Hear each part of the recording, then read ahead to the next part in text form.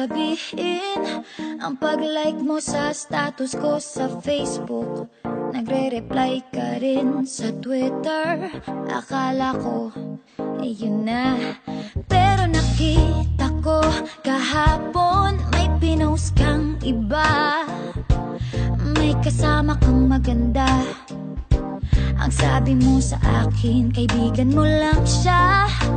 Ang hirap palang maging D-A-N-G-A. Ang hirap palang maging D-A-N-G-A.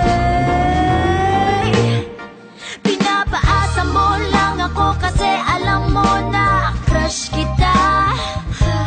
Oo, na crush kita. Pambihira o nung dati pa. May patanong-tanong ka pa kung sino yung nasa Facebook status ko. Hoy! Tungkol yun sa'yo. Yung sana ako na lang ang girlfriend mo. Oh. Parang gusto ko nang sabihin ang feelings na tinatago sa'yo. Para na akong pulis, maka-stalker sa profile mo. Ano ba? Pero nang makita ko kahapon, post mong may kasama ka, ang mundo ko'y nag-iba. Pakiramdam ko, boy, chicks mo siya.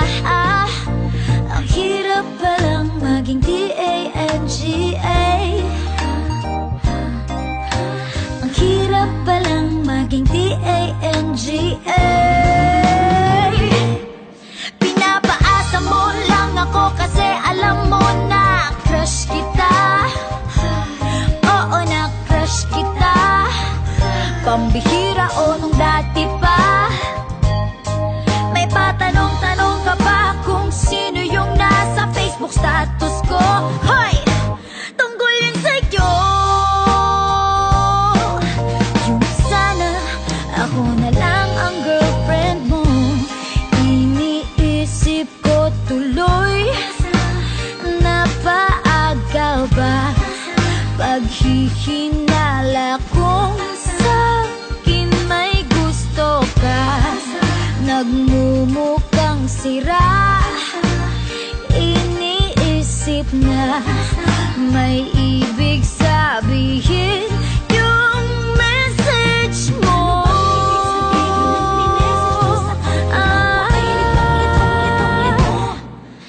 Ang hirap palang maging D-A-N-G-A.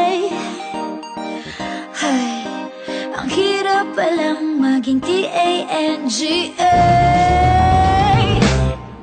Pinapaasa mo lang ako kasi alam mo na